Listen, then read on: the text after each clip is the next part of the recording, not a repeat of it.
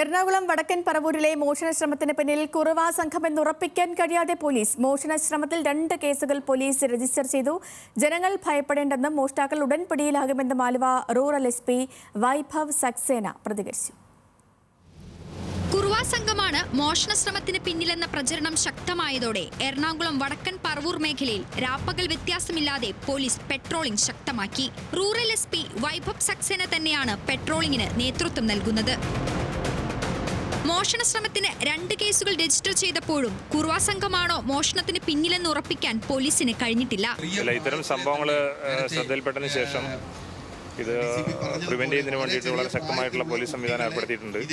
Night petrol ചെക്കിങ്ങും അതുപോലെ തന്നെ കൂടുതൽ പോലീസുകാരെ ഉപയോഗിച്ചുകൊണ്ട് റെയിൽവേ സ്റ്റേഷൻ, ബസ് സ്റ്റാൻഡ് തുടങ്ങിയുള്ള സ്ഥലങ്ങളിലെ പരിശോധനകളൊക്കെ നടത്തി വരികയാണ്. അങ്ങനെ പാനിക്കാവേണ്ട സിറ്റുവേഷൻ ഒന്നുമില്ല. നമ്മുടെ പോലീസ് വളരെ സജ്ജമായിട്ടുള്ള രീതിയിൽ എല്ലാ വേണ്ട നടപടികളെല്ലാം സ്വീകരിക്കും. വരും ദിവസങ്ങളിൽ മോഷ്ടാക്കളെ വലയിലാക്കാൻ കഴിയുമെന്ന പ്രതീക്ഷയിലാണ് പോലീസ്. ന്യൂസ് മലയാളം, കൊച്ചി.